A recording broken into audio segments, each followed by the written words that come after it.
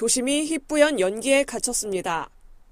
시야는 평소의 3분의 1에 불과해 건물의 윤곽만 겨우 보일 정도입니다. 겨울철이면 더욱 극성을 부리는 미세먼지.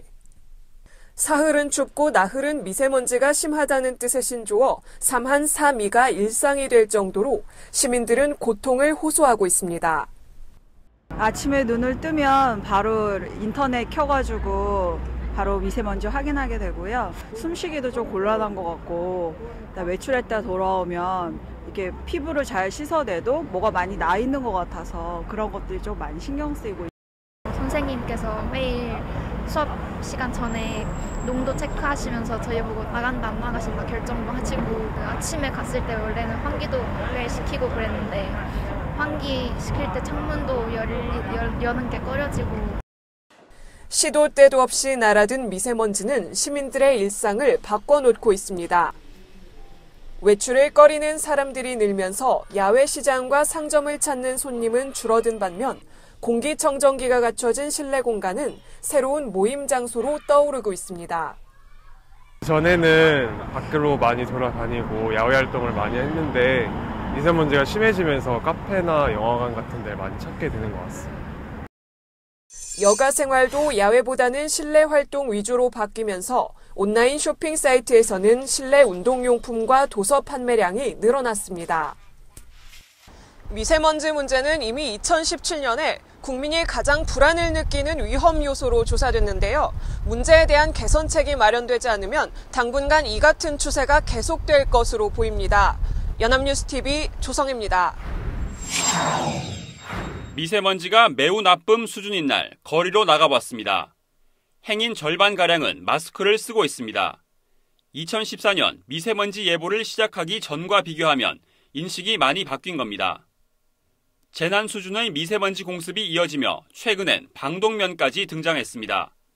화학약품을 다룰 때 쓰는 방독면, 방독마스크를 미세먼지 막는 데 쓴다는 사람을 심심찮게 찾아볼 수 있습니다. 미세먼지가 너무 심한 날엔 아예 방독면을 써야 하는 것 아니냐는 농담이 이제 더 이상 웃고 넘길 일만은 아니게 된 겁니다. 코 속에 집어넣는 코마스크, 옷이나 구두에 뿌려 미세먼지를 막는다는 스프레이가 인기를 얻고 공기청정기나 의류건조기 같은 가전제품도 불티나게 팔리고 있습니다. 불안감이 낳은 씁쓸한 호황입니다.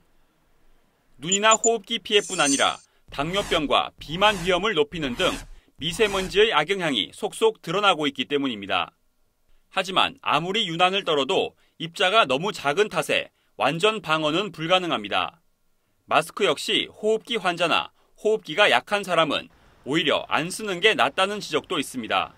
미세먼지가 아주 심한 날은 쓰는 게 맞을 것 같다고 말씀드리고요. 보통 내지 이런 정도에서 마스크를 써야 되냐 물어봤을 때 저는 그렇게 호흡곤란이 심한 거를 감수하면서까지 써야 되는 거에 대해서는 저는 이제 굳이 말씀은 안 드리고요. 게다가 미세먼지가 심한 날엔 실내 공기질 역시 바깥과 별반 다르지 않습니다. 대비책이라봐야 효과가 크지 않고 피할 곳마저 없는 겁니다. 더 이상 개인 노력으로는 막을 수 없는 미세먼지, 국가 차원의 대책이 절실한 상황입니다. 연합뉴스TV 이준음입니다. 초미세먼지 보통 이하였던 한반도 상공. 노란색이 섞여들더니 이내 붉게 물듭니다. 옅어지나 싶지만 북서쪽에서 내려오는 빨간 덩어리는 전보다 더 붉은 빛으로 한반도 전체를 물들입니다. 사상 최악의 초미세먼지가 한반도를 덮친 지난달 11일에서 15일. 당시 최대 82%가 국외 영향이었다는 분석이 나오며 문제 해결을 촉구하는 목소리가 거세지고 있습니다. 중국에서부터 발생하는 그런 공장이나 그런 데서 발생하는 거라고 생각을 하고 국가나 정부 차원에서 외교적인 타협을 통해서든 어떻게든 해결책을 강구해야 된다고. 재난 수준으로 대처하겠다는 방침을 세운 정부. 지난달 한중 환경협력회의를 여는 등 노력하고 있지만 손에 잡히는 성과는 없는 상황입니다. 여러 가지 내용들이 충분치 않다라고 느끼실 수도 있겠지만 하여튼 외교 당국으로서는 최선의 노력을 다하고 있다 이렇게 말씀드리겠습니다. 외교적 접근은 한중 전체적인 관계를 고려하지 않을 수 없고 단기간에 효과를 기대하기 어렵다는 점 등 한계가 있다는 지적입니다. 미세먼지는 이처럼 외부에서 유입되기도 하지만 국내에서 생겨나기도 합니다. 때문에 외교적인 노력뿐만 아니라 자구적인 저감 노력도 병행돼야 합니다.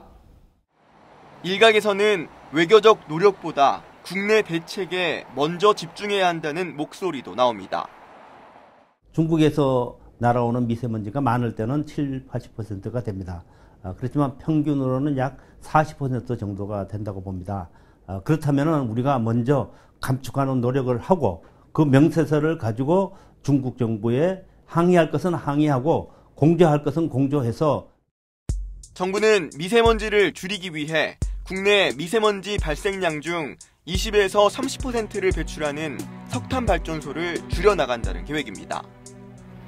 하지만 일부 석탄 발전소의 수명 연장이 검토되는 등 엇박자 행보를 보이고 있어 그 진정성에 의문이 제기됩니다. 아울러 또 다른 주요 미세먼지 배출 원인 경유차 문제에 대한 정부의 대응이 소극적이라는 비판도 나옵니다. 전문가들은 정부가 오염자 부담 원칙에 따른 가격 정책 등 강력한 의지를 보여야 한다고 강조합니다. 연합뉴스TV 박현우입니다.